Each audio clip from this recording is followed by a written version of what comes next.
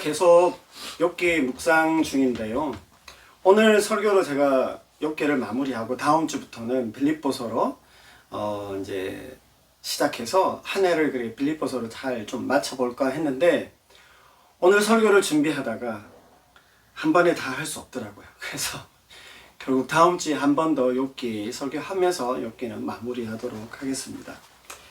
개인적으로 이번에 이 욥기 묵상하면서요, 참 새롭게 알게 된 것도 많고요. 참 좋았던 것 같아요. 저의 어떤 영적인 상황과 흐름이 이렇게 같이 맞물리면서 좀 생생하게 묵상하면서 제게 유익한 시간을 가질 수 있었습니다. 이렇게 매일 성경, 저희가 큐티 교재의 매일 성경을 따라 성경 말씀 묵상할 때마다 느껴지는 것은 개인적인 어떤 삶의 흐름과 정황이 참 신기하게도 이 매일 성경의 흐름과 이렇게 같이 가요. 그러면서 그 말씀 안에서 새로 배우게 되고 알게 되는 것도 많고 삶에 대한 이해도 좀 많이 풍성해지고 부유해지는 것을 느낍니다. 오늘날 이렇게 쇼핑하듯이 설교를 많이 찾아다니고 말씀이나 강의도 뭐 필요와 욕망을 따라서 지사 선택하며 소비하는 경향이 많죠. 이게 당장 도움이 되는 것 같기는 하지만 결국에는요, 각자가 매일 성경 말씀을 읽고 묵상하고 큐티하는 게 더 중요하고, 또 제가 말씀드리고 싶은 건 뭐냐면 내 자신이 위탁한 어떤 공동체와 설교자를 통해서 꾸준히 그 설교를 듣는 것이 중요하다라고 저는 그렇게 생각을 합니다. 무엇보다 자신에게 주시는 하나님의 말씀으로 열린 마음으로 듣고자 해야 한다라고 하는 것입니다. 자신을 증명하거나 자신의 생각이나 주장이 옳다는 것을 확인하기 위해서라기보다는, 그것보다는 나에게 주신 하나님의 뜻과 의미에 더 마음을 두고 가야 될 것이라고 생각합니다. 제가 한 가지 부탁하는 것은 우리 여기 재성이 있고 온라인 에수빈이, 그 다음에 하빈이, 하진이, 그리고 우리의 자녀들이 매일 간단하게라도 성경 말씀을 읽고 가까이 하기를 바라는 마음이 있어요. 그리고 우리의 자녀들이 사실 살면서 인생의 어려운 시간들을 맞이할 때도 있고요. 인생의 중요한 시간들을 맞이하게 될 겁니다. 결국 맞이하게 될 텐데 그때에 말씀을 좀 기억하면 좋겠어요. 아, 내가 하나님의 말씀으로 나아가야겠다라고 하는 생각을 꼭 했으면 좋겠어요. 그때 그 하나님의 말씀을 붙잡고 그 말씀 안에 있기를, 말씀으로 자신을 채우기를 원하는 마음이 있으면 좋겠어요. 그래서 하나님의 그 말씀 안에서 길을 찾아내고요, 그 말씀이 진리라는 것을 발견하고 생명된 것을 얻게 되는 우리의 모든 자녀들이 되기를 꼭꼭 부탁을 드립니다. 아멘. 아멘. 네. 아무튼 아직 욥기 묵상이 끝난 것은 아니지만 이번에 이 욥기 묵상을 하면서 참 우리가 이 세상 가운데서 직면하게 되어지는 굉장히 실질적인 어떤 그런 애매한 문제들, 여러 가지 질문들에 대해서 생각하게 되어 참 좋았습니다. 분명히 성경 말씀은 절대적이고 최종 권위를 가진 말씀인데 거기에 나와 있는 그 말씀에 나오는 것처럼 의는 의로운 것에 대해서는 보상을 받고요, 악은 심판을 받고 멸망받아야 된다라고 하는 이걸 규범적 원칙이라 하는데, 이 규범적 원칙이 뚜렷하게 나타나야 하지만 우리가 이 욥의 경우를 본 것처럼 의인의 고난이라고 하는 이 모순되는 어떤 이 말들 속에서 욥기가 우리에게 보여주고자 하는 것은 예외적인 경우들이 있다, 또 다른 관점이라는 것이 있다라고 하는 것을 알게 해줍니다. 요거에 대해서 좀 자세하게 제가 다음 주에 그 의미와 중요성 좀 정리를 하면서 마무리를 하겠습니다. 그런 욥기가 도전하고 알려주는 메시지들 중에 하나가 욥과 그 세 친구들이 계속 평행선을 달리면서 대화하고 있는 장면들이 나오는데, 이 대화를 보면서 조금 뭔가 깨닫는 부분들이 있습니다. 하나님의 창조의 원리와 그 질서로서 규범적 원리와 원칙을 적용하고 전달하고 있는 것이 이 세 친구들의 말인데, 이 세 친구들이 하고 있는 말들이요, 틀린 게 아닙니다. 그 말 자체로는 굉장히 은혜롭고요, 굉장히 맞는 말들입니다. 그러나 이 지금 욥이 당하고 있는 의인의 고난이라고 하는 이 경우에 비춰볼 때 그게 그대로 적용할 수 없는 굉장히 예외적인 케이스고, 또 다른 어떤 상황이라는 것을 알게 되어져야 되는데, 이 세 친구들은요, 우리가 뭐 묵상하면서 큐티하면서 보았지만 계속적으로 획일적이고 무조건적인 어떤 적용과 그런 어떤 잣대를 들이대고 고집하는 모습들이 보인다라고 하는 겁니다. 분명 성경 말씀은 절대적이고요, 유일한 진리이지만 아무리 진리라고 하더라도 모든 상황 가운데 무작정 그렇게 들이대고 적용하는 것은 조심스러운 말이지만 위험할 수 있습니다. 근데 이런 모습들이 한국 교회와 교인들에게서도 비슷한 어떤 실수와 잘못들이 보인다라고 하는 것입니다. 사람을 생각하고 경우를 생각하고 좀 더 지혜롭고 넓게 길게 그런 어떤 이해들 속에서 말할 수 있어야 되는데 그렇지 못할 때가 많다라고 하는 것입니다. 또 하나는요, 이 친구들의 규범적인 어떤 주장이나 공격에 대해서 우리가 욥의 그 항변이 나오는 장들을 많이 보았습니다. 16장, 17장, 19장, 21장.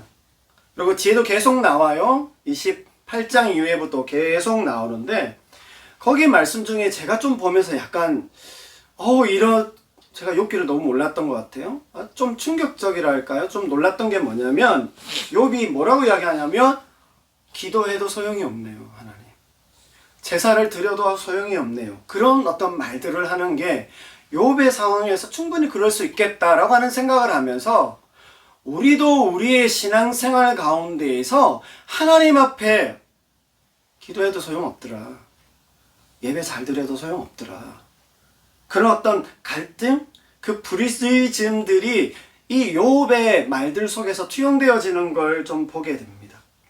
분명 하나님께서 우리의 기도와 예배를 기쁘게 받으시고 그것 가운데 하나님의 상을 주시지만 반드시 그러하다라고 하는 그 공식이 성립되는 것은 아니기 때문에 분명히 예외적인 경우들, 다른 경우들에 대해서 고려할 수 있어야 되는데 그렇지 못하다라고 하는 겁니다. 그래서요, 오늘날 자칫 많은 교회들이 이렇게 표현하는 것도 죄송합니다만은 기도 만능주의와 예배 권능주의에 빠져서 모든 상황에 대해서, 모든 사람에 대해서 이렇게만 대하려고 하는 태도가 보입니다. 기도하지 않아서, 회개하지 않아서, 신앙생활 제대로 하지 않아서라고 하는 그 규범적인 틀 안에서 모든 사람과 모든 상황을 이해하고 그렇게만 강하게 관하고 있는 것이 사실입니다. 기도와 예배가 우리에게 최우선한 것이고 그러한 역사를 바라보면서 우리가 기도하는 게 맞지만, 과연 모두에게 언제나 그런 식의 문제 해결이라고 하는 것이 등가식같이 적용 가능하냐라고 했을 때 그렇지 않을 수 있습니다. 근데 지금 오늘날 한국교회, 우리 주변에 많은 사람들이 결과가 그렇지 않게 된 것은 욥처럼 너에게 뭔가 문제가 있는 것이야, 네가 회개하지 않았기 때문이야, 그럴 수도 있지만 아닐 수도 있는데 모든 것을 그렇게만 판단하고 있다라고 하는 겁니다. 또 다른 이 욥의 항변에서 보면요, 제가 보고 느낀 게 뭐냐면, 이 지금 욥에게 일어난 여러 가지 고난의 어떤 어려움들, 불행과 실패가 그에게 있는 것도 너무 힘들지만 그런 가운데 욥을 더 힘들게 하는 건 뭐냐면요, 저는 이런 것에 대해서도 되게 공감하게 됐는데, 주변에 보면 세상 처세술로요 굉장히 얍삽하게 해요. 자기 하고 싶은 대로 편법과 불법으로 자기 마음대로 하면서 사는데 너무 행복하게 잘 삽니다. 근데 더 신경질 나는 건 뭔지 아세요? 죽을 때까지 그렇게 행복하게 살아요. 욥의 시대에 그걸 이미 말했는데 우리의 시대도 그런 걸 본다라고 하는 겁니다. 우리는 하나님의 자녀고 하나님의 백성이고 하나님 앞에 최선을 다하고 있는 우리의 모습 속에 우리에게는 오히려 어려움들도 일어나는데 근데 저들은 너무 끝까지 행복하게 심지어 아픈 것도 잠깐 아프다가 죽는 것을 본다라고 욥이 말하는데 굉장히 저도 동감이 많이 됐습니다. 아니 왜 나만 이래야 하는 거야? 뭐 나중천국이라고는 그 어떤 조건적인 설명이 있기 때문에 그게 다소 위로가 되지만 해소되는 것은 아니더라고요. 여러분 그러다 보니까 여기에서 보여지는 두 가지 반응이 있습니다. 늘 제가 좀 이 예들을 극단적으로 들어서 좀 죄송한데요. 하나는 뭐냐면 지금 삶이 지옥 같지만 꾹꾹 눌러가며 참고 참아 살다가 죽거나 아니면 천국행은 확보했으니까 다행이라며 나도 적당히 저렇게 할 거 다 하다가 갈래. 요런 극명한 어떤 두 개의 반응들이 보이더라라고 하는 것입니다. 여러분 이러한 얘기들이 조금은 과장된 면도 있겠지만 솔직히 어쩌면 우리 안에서 우리가 마음속에 품고 있는 그런 어떤 의문이나 질문들이 아닐까라고 하는 생각을 하게 됩니다. 여러분 이런 의미에서 보면요. 욥기는요. 단순히 고난에 대한 어떤 풍부한 설명과 관점을 우리에게 주고 있는 것만이 아니라 하나님에 대해서 바르게 이해하고 하나님에 대해서 가져야 되는 합당한 어떤 믿음의 모습들을 우리에게 알려주고 있다라고 하는 겁니다.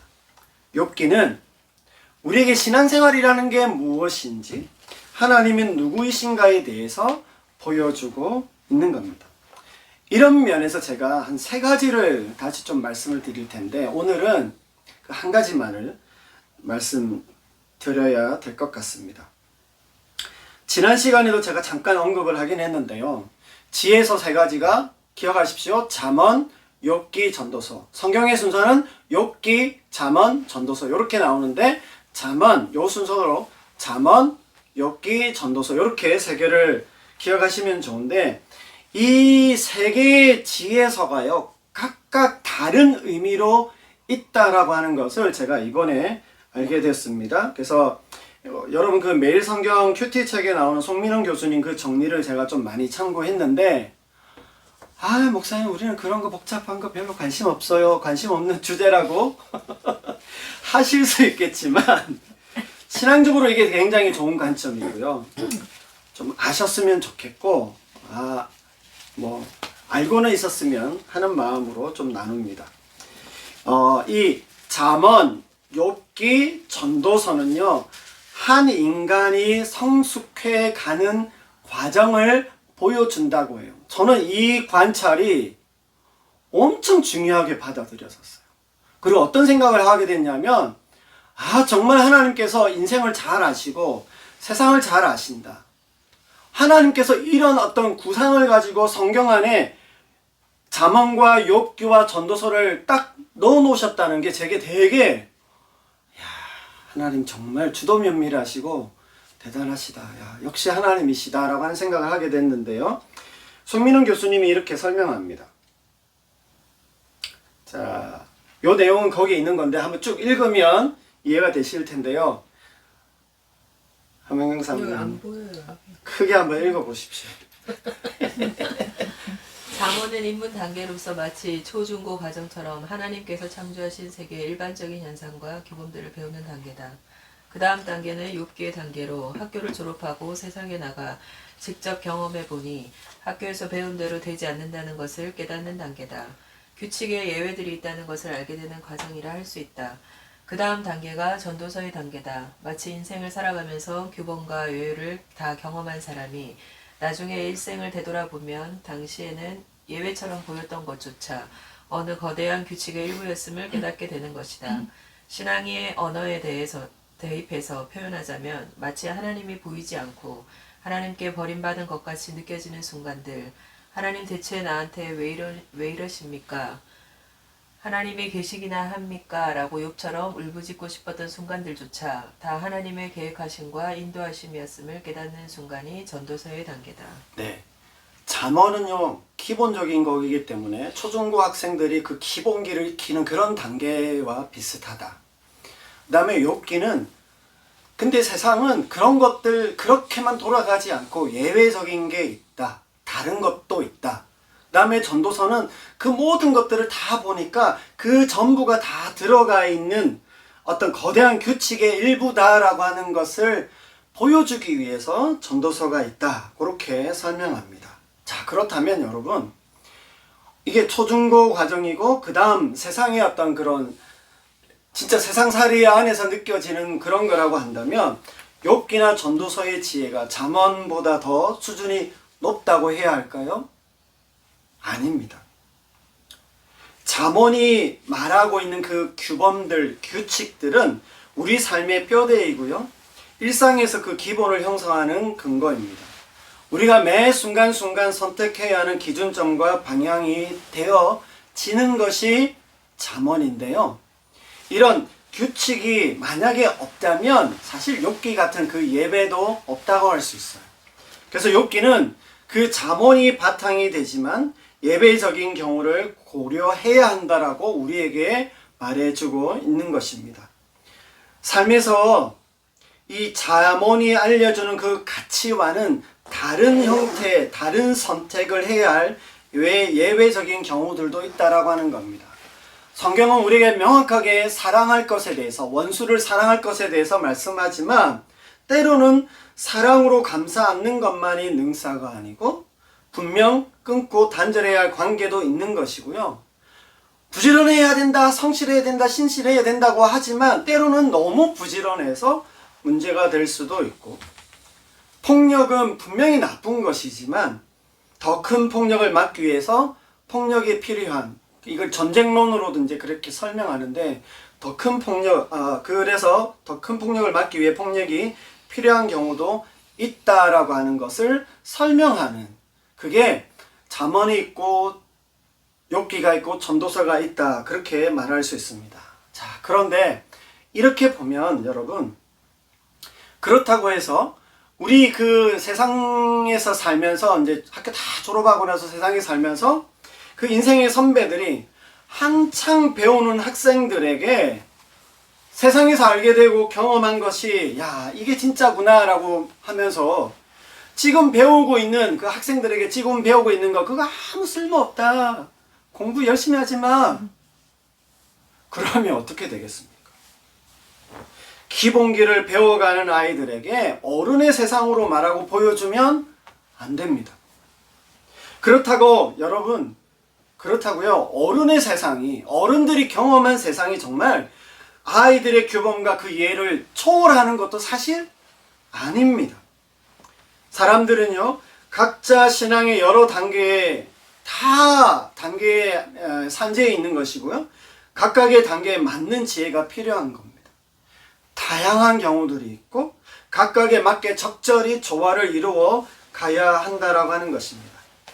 이런 측면에서 우리 신앙생활에서 좀 보게 되는 종종 두 가지의 모습이 있어요. 하나는 뭐냐면 이 잠언과 욥기와 전도서가 균형과 조화를 이루면서 그 무르익어야 하는데 그렇게 무르익지 못한 채 오늘 우리가 욥기에서 본 그 세 친구들처럼 여전히 모든 것에 대해서 절대시하는 그 잠언 안에만 머물러 있는 사람들이 있더라라고 하는 겁니다.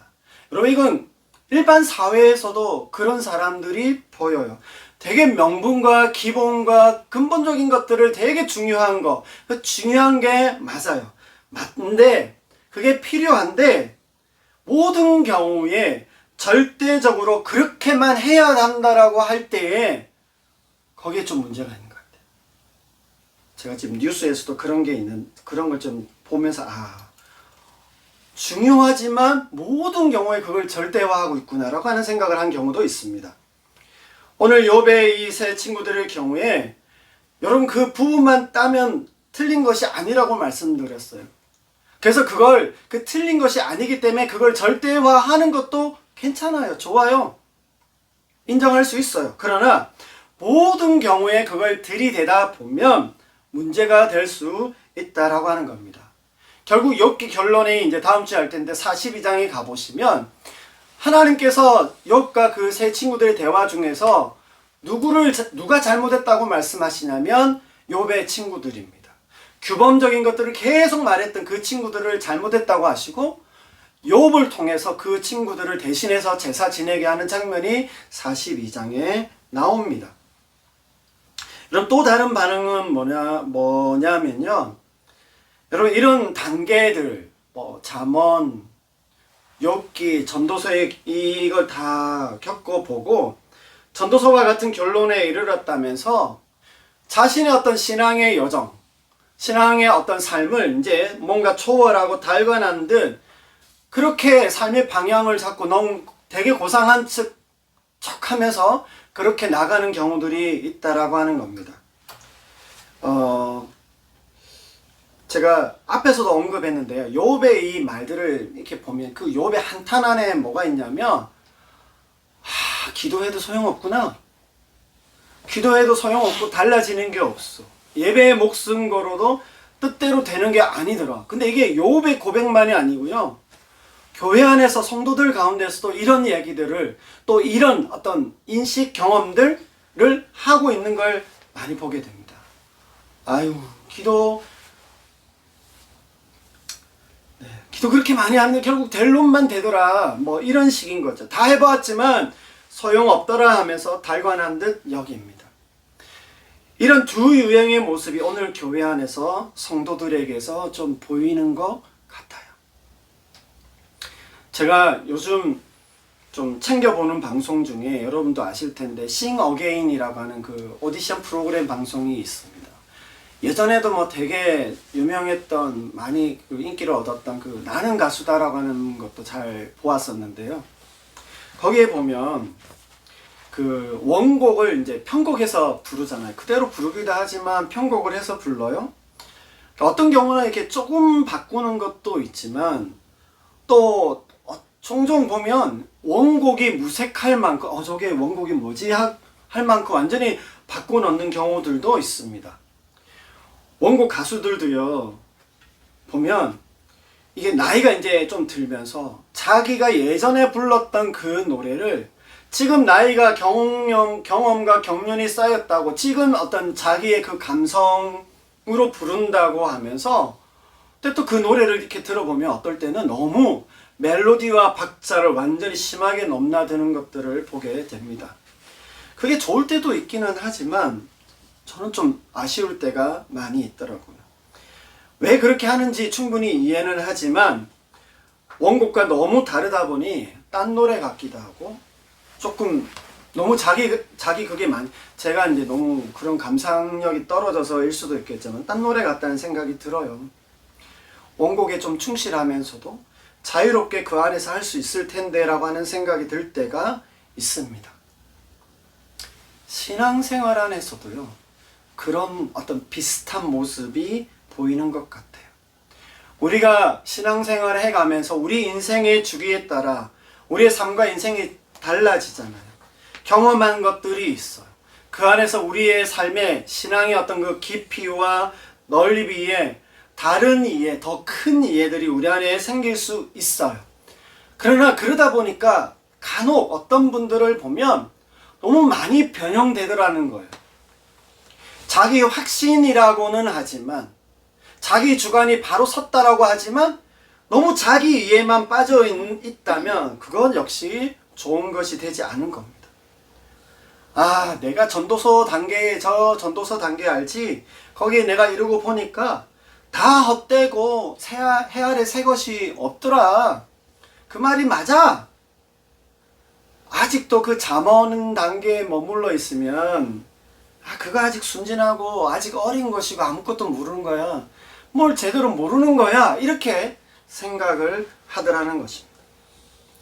사실 저도요, 저의 설교의 내용이나 신앙의 색깔도 기본인 듯 하면서도 좀 다른 관점들을 많이 제가 이야기하고 설교하고 있습니다. 그러나 그렇다고 저희 어떤 신앙의 이런 기본이나 근본된 것을 제가 무시하거나 너무 달라져 있는 어떤 엉뚱한 것을 말하고 있다고 생각하고 있지 않습니다. 언젠가 제가 어느 성경 공부 모임에서요, 어느 권사님이 따님 이야기를 하시면서 목사님은 어떻게 생각하세요? 라고 말씀하시는 게 있었어요. 그 따님이 일본에서 그 직장을 가지고 계시는데 교대 근무를 하세요. 그러다 보니까 이제 그리고 이게 일본이라고 하는 그 상황이 우리나라만큼 교회 주일날 가는 거에 대해서는 이해함이 좀 없어요. 거의 그런 경우가 별로 없기 때문에. 그래서 교대 근무도 하고 주일 성수가 어렵다고 하시면서 목사님 어떻게 생각하세요? 어떻게 하면 좋겠습니까? 라고 말씀을 하시더라고요. 권사님께서 이 주일 성수의 중요성을 모르지 않기 때문에 이런 굉장히 기본적인 질문을 제게 하는 이유는 아마 제가 좀 다른 답변을 줄 수 있지 않을까. 제가 되게 좀 자유롭긴 하잖아요. 그래서 권사님이 좀 듣고 싶어 하시는 필요한 말들을 좀 주시면서 위로와 확신을 아마 주지 않을까 싶어서 물어보신 듯 합니다. 아무튼 제가 그때 뭐라고 정확하게 말씀을 드렸는지는 기억은 안 나는데, 그때 그 자매님을 제가 본 적이 없어요. 그래서 그 자매님에 대해서 어떤 정확히 알지 못하는 상태에서 뭔가를 충분하게 말할 수 있지는 않았지만, 아무튼 그 자매님이 처해 있는 상황이라는 게 일본에 있으면서, 한국인으로서 일본에 있으면서 신분 유지를 위해서 그 직장이 꼭 필요했고요.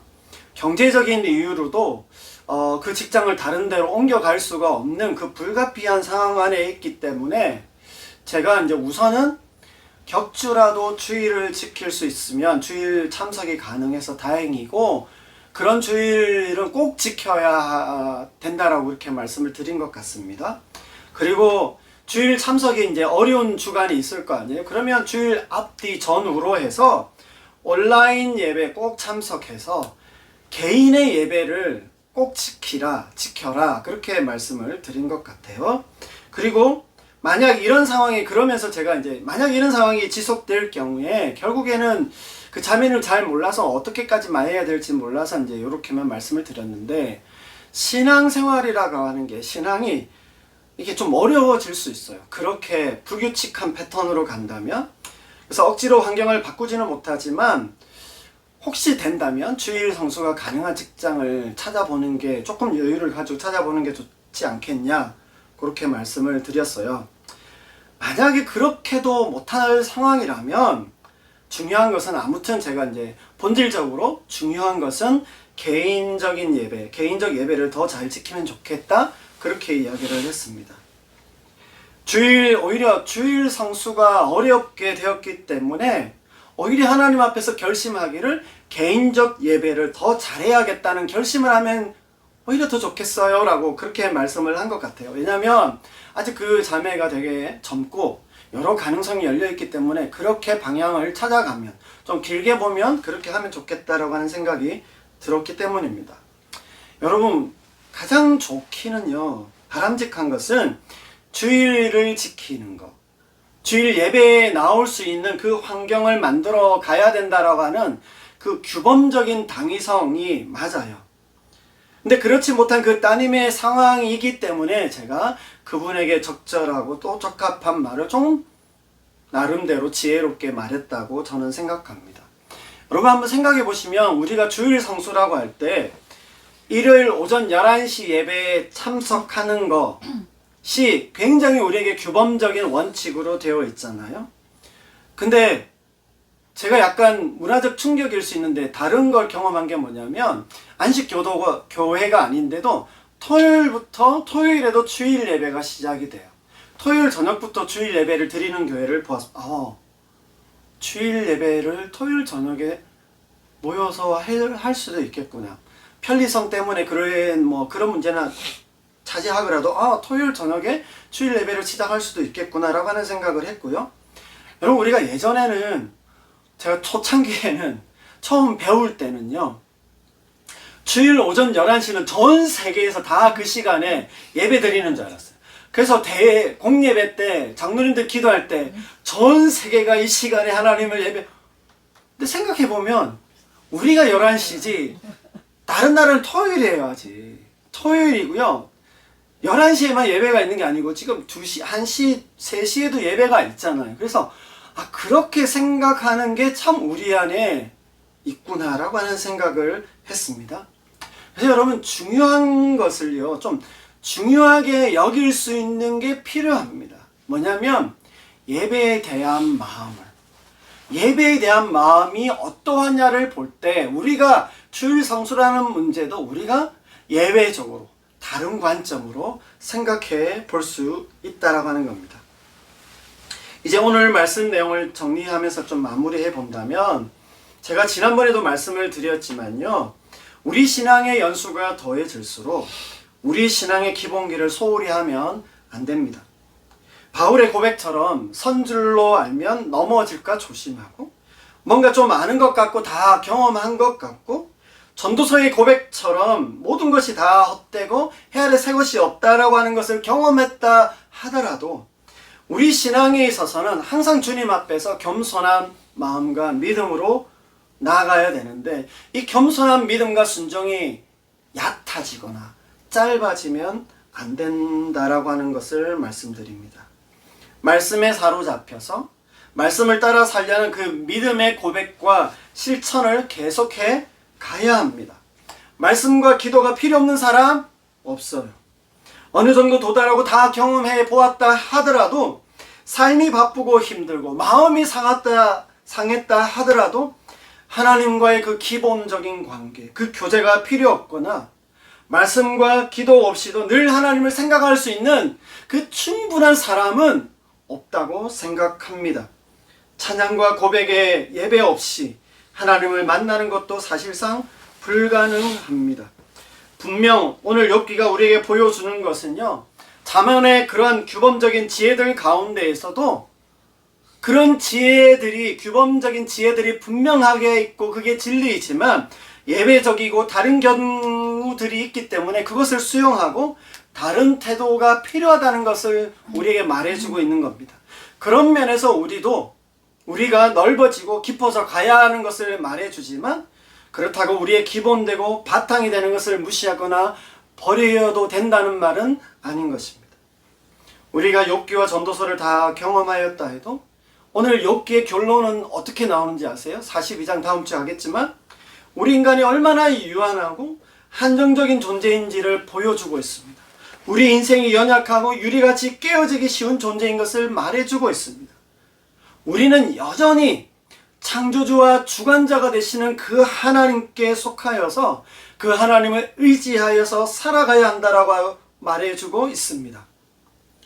하나님과의 시간이 줄어들고 사라지면 우리의 영성과 신앙과 믿음이라는 것이요, 허탈해질 수밖에 없고 허망하게 흘러갈 수밖에 없다는 겁니다. 이것에 충분한 자격이 있는 사람, 충분한 능력이 있는 사람 없다고 생각합니다. 오히려 여기에 예외가 없어요.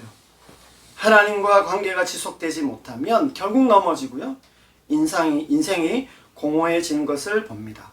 사랑하는 여러분, 우리 모두는요, 정말 하나님 앞에서 어린아이처럼 겸손하고 낮아진 태도와 마음으로 하나님을 바라보고 그분 앞에 나아가며 찬송가 가사처럼 세월 지나고 변할지라도, 세상이 변할지라도 더욱더 하나님을 의지하고 하나님 앞에서 살아가는 우리 믿음과 신앙의 기본기를 잘 붙들고 나가야 할 것입니다. 동시에 하나님 아버지의 그 사랑과 마음을 따라 진실하고 진정한 마음으로 우리 주변의 사람들을 대하고 세상을 대하여서 좀 넓고 크게 바라보며 위로하고 사랑할 수 있는 믿음과 신앙의 모습으로 더 충만해져가는 우리 모두가 되시기를 주님의 이름으로 축복합니다. 아멘.